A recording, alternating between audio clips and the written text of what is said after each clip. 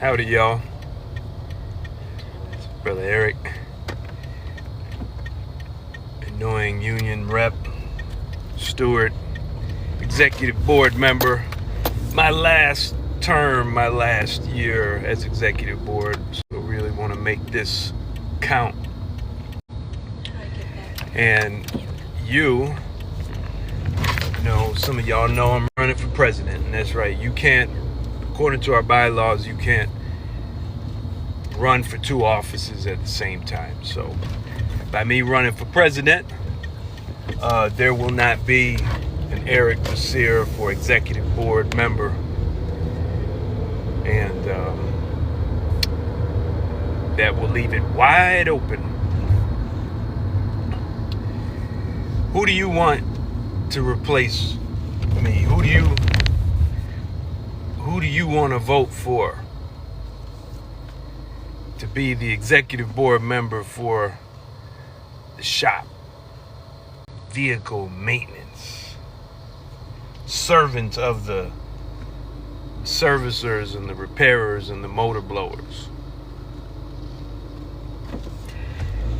Well, we have quite a number of contenders.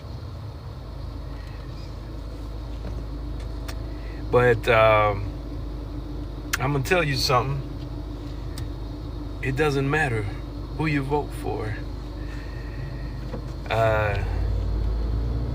If we have the same regime in office for the next 3 years, I'm just telling you straight up. This president, the president before that president, the president before that president, the president before that president, and from what I'm told, the president before that president. If they don't like who you elect, the person you elect will be blocked, set up, stonewalled, rode up, maybe fired. I never imagined so many write-ups for me. I just not into write-ups. You know, some people can't stand working with me, and it's not because I'm dangerous or leave people hanging. I just take my time and go super safe. And that can be annoying to some because it's not fast. So all my write-ups are all for union-related stuff. It's illegal. We work at the CTA. The unions are busted. The unions are owned by the Chicago Transit Authority. All of them. All of them. You're like, oh no, if we had a real union like IBEW, we'd be making lots of money. But let's talk about IBEW. So they're up near $60 an hour. That's nice. What did it take to get that? Did you look at their contract? Do you read our contract in the ATU? Do you have any idea what it even looks like? What Article 1 looks like? Article 2, Article 3, Article 4. Article 16, Article 17, very important articles. Article 11, 10, 9. All the different attachments. So-called sole agreements. So-called letter of understandings. Have you looked at those things? So how did IBEW members get to make so much money? It's called the no strike, no lockout clause. You want that? You want a no strike, no lockout clause? You think it's worth having more money for that? And you say, yeah, more money. I have more money. Yeah. I'll say no strike, no lockout. Okay. All right. Let's look at IBEW's contract, their latest tentative agreement.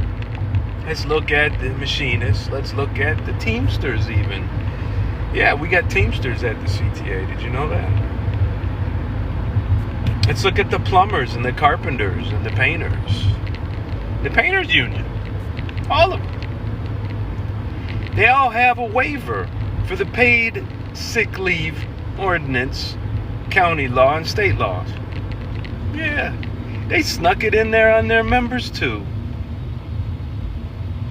And the Teamsters is they really sold out the CTA workers. Yeah. You say, oh, I hate to use a company union. Hell yeah, it's a company union. Sucks. That's why I'm running for president, because I want to help y'all liberate Local 308 from CTA control. It's going to start by putting you in charge of the ATU. And removing all barriers to participation, every single one of them. And I'm going to do it on day one.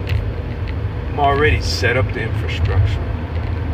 But the Teamsters, what did they do to their members at the CTA? Well, they signed a waiver for the paid sick leave. Their business agent doesn't work for the CTA, by the way, right? That's what we say. We need a business agent that is not an employee. Okay. Well, what about all these other unions there? Their business agents signed the paid sick leave waiver. Their members are losing tons of money because they have no paid sick leave. They're coming to work sick just like us. They get written up for being sick just like us. They have to make deals with the mismanagement to not get written up just like us. They got to get FMLA and take a hit financially so they can keep their job and not get written up just like us. But the Teamsters represent a group of managers called project managers, specifically for the RPM, Red Purple Modernization Project. And guess what? They don't have a waiver for the paid sick leave. They get paid sick leave. It's waived, but it's waived because they have paid sick leave. It says it in the language. And it outlines exactly how it works. And it's almost identical to Municipal Code 6-130. The only thing that is not identical is there's no mention in it about disciplinary action. So I don't know. I presume they're going to write them up anyways if they use their paid sick leave, which sucks. But Municipal Code 6-130 says no disciplinary action for using it.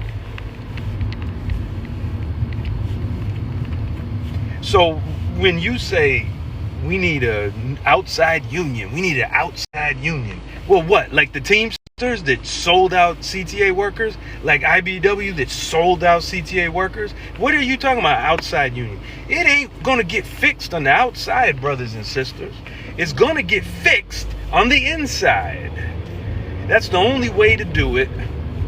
We got to take over the union.